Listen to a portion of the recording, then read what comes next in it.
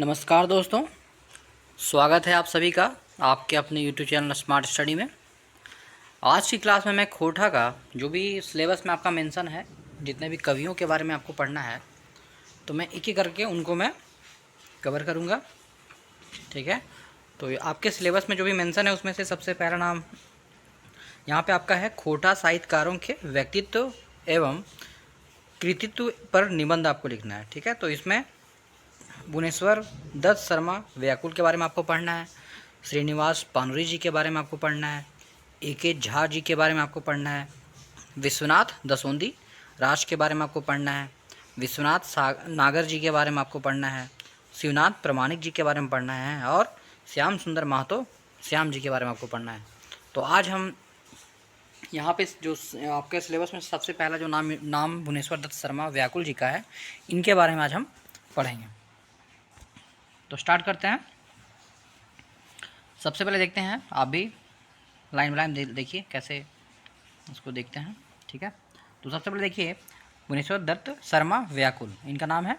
खोटा भाषा साहित्य के प्रारंभिक दौर में के महान कवि भुवनेश्वर दत्त शर्मा व्याकुल जी का जन्म 17 मार्च 1908 ईस्वी में गिरिडीह जिला के माथाडीह में हुआ था। ठीक है, तो यहाँ आप देख रहे हैं कि इनका पूरा नाम क्या है, भुवनेश्वर दत्त शर्मा व्याकुल। ठीक है, इनका जन्म कब हुआ, 17 मार्च 1908 ईस्वी में हुआ था, जो कि गिरिडीह जिले में पड़ता है, यहाँ पे माथाडीह में हुआ था।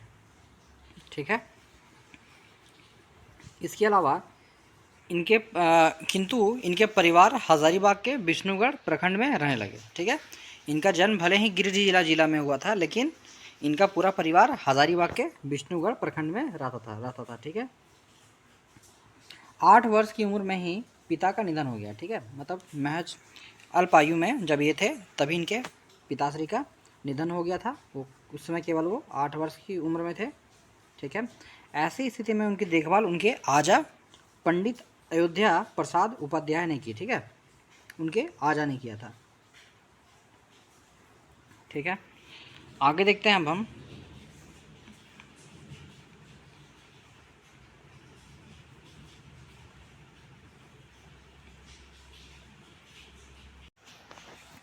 आगे देखते हैं, कहा जाता है कि उनको घर में मन नहीं लगता था। वे 11 वर्ष की उम्र में घर से बाहर निकल गए और काशी चले गए थे। ठीक है, उसके बाद कुछ वर्षों में घर लौटे और 1925 ईस्वी में गांधी के साथ स्वतंत्रता आंदोलन में कूद पड़े।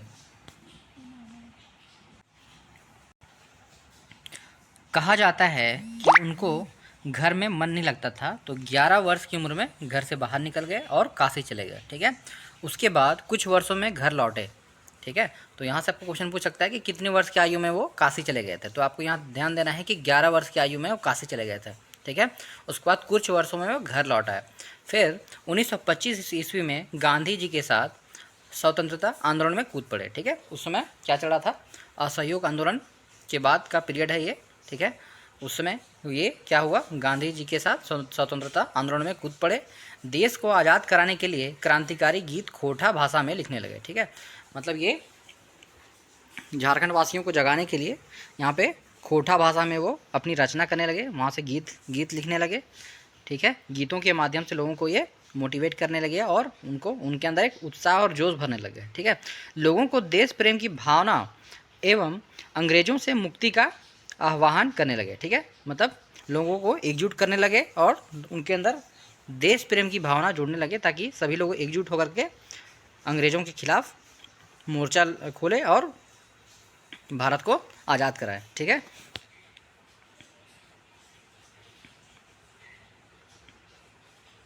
आगे देखते हैं। आपकी रचना के संबंध में कहा जाता है कि अंग्रेज अधिकारी सारे रचना को जला दिए थे, क्योंकि उनकी रचना क्रांतिकारी थी। ठीक है, इसके अलावा अनेक रचना देश समाज को उत्थान के लिए रचे गए। ठीक है, मतलब उनका जो भी रचना था वो समाज को एक नई दिशा देने के कदम की ओर था। ठीक है, समाज को जागरूक करने के लिए था, लोगों के अंदर देश प्रेम भरने के लिए था। यही कारण रहा कि अंग्रेज़ों ने उनके जितने भी वो रचना किए थे, गीत लिखे थे, उनको सभी को उन्होंने क्या किया, जला दिया। ठीक है, तो 20वीं सदी के चौथे दशक के प्रारंभ में में खोटा काव्य अपना परचम लहराने फहराने लगा। ठीक है, मतलब क्या है, यहाँ पे क्या किया, क्रांतिकारी एक हो गए, तो यहाँ पे इनका सारे रचना इन्होंने जला दिया। ठीक है, इसके अलावा यहाँ पे देख रहे हैं कि चौथी दशक में खोटा काव्य अपना परचम फहराने लगा।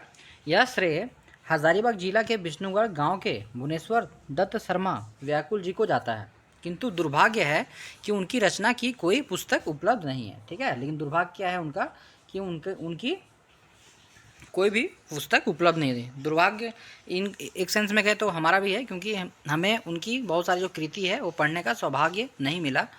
ठीक है, तो यह अनुमान लगाई जाती है कि व्याकुल जी स्वतंत्रता आंदोलन से जुड़े हुए थे, जिस कारण देशभक्ति गीतों की रचना की थी, जिस कारण क्या हुआ, अंग्रेज ने उनकी रचना को नष्ट कर दी। ठीक है, या अपने साथ ब्रिटेन लेते चले गए। ठीक है, तो यहाँ पे देखिए, यहाँ पे दोनों चीज़ यहाँ बोला गया है कि या तो अंग्रेजों ने उनकी रचना को नष्ट कर दिया, ठीक है, या दूसरी बात ये भी हो सकती है कि अंग्रेज अपने साथ उनकी कृति लेकर चले गए। यह शोध का विषय है। ठीक है, यहाँ पे स्पष्ट लिख दिया है कि यह शोध का विषय, कहीं ना कहीं ये जांच का विषय है, खोज का विषय है कि आखिर हुआ क्या। ठीक है, आगे हम देखते हैं। इनकी रचना की कुछ पंक्ति इस प्रकार है। हमर बाबू हमर सोना हमर सुगा पढ़े ले गेल, सुनगे अकली सुनगे खगिया, ऊँचे करेजा आइज भेल, डंडवे धोती हथवे पोथी। आगे हम देखते हैं, आगे की पंक्ति है, दहिए अंगा मथवे तेल, ठुमकी ठुमकी डहरे चलाए, देखी आँखिया तिरपित भेल, पाटी चिरी सीथा चमकैल दिलय, काजर दुइयो आँखिए, स्कूलवा में बाबू भगनी के दौवेन संगे खेल खेल, सुगने अकली सुगने खगिया, ऊँच करेजा आइज भेल, गृहस्थ के बेटा हर जोतवा, बोने बोन चराते गाय, डंडवे भगवा भथवे फेटा, घाटा लपसी खट्ठा खाए, ओठे खैनी पिच पिच थूके, घर बाहर अंगना खरी हन। ठीक है, मतलब पूरा ये वर्णन किया गया है। ठीक है, आगे भी देखते हैं। इनकी सभी रचनाएं उपलब्ध नहीं है, किंतु खोटा भाषा के लिए इन्होंने जो योगदान दिया वह अतुल्य है। ठीक है, मतलब भले ही इनकी कृति आज हम लोग के सामने उपलब्ध नहीं है, लेकिन इनके द्वारा जो भी योगदान दिया गया, चाहे वो देश की आज़ादी में जो भी इनका सहयोग रहा, एक क्रांतिकारी गतिविधियों के रूप में इन्होंने जो भी रचना की, ठीक है, महात्मा गांधी जी के साथ, ठीक है, उनका जो योगदान है उनको भुलाया नहीं जा सकता है। वो कहीं ना कहीं अतुल्य है, और साथ ही इनकी कृति कहीं ना कहीं इन्होंने खोटा को एक नई मुकाम तक ले जाने में एक प्रयास किया है। ठीक है, तो मिलते हैं अगले वीडियो में, वहाँ पे हम अगले दूसरे कवि के बारे में पढ़ेंगे, जो कि हैं श्रीनिवास पानुरी जी के बारे में पढ़ेंगे। तो मिलते हैं नेक्स्ट वीडियो में, तब तक बने रहिए हमारे साथ। अभी तक आपने अगर हमारे चैनल को सब्सक्राइब नहीं किया है तो चैनल को सब्सक्राइब कर दें और बेल आइकन को भी प्रेस कर दें, ताकि हमारे आगे आने वाली वीडियो की नोटिफिकेशन आप तक पहुंच सके। वीडियो बनाने में काफ़ी मेहनत लगती है, तो आप लोग चैनल को सब्सक्राइब जरूर करें। धन्यवाद।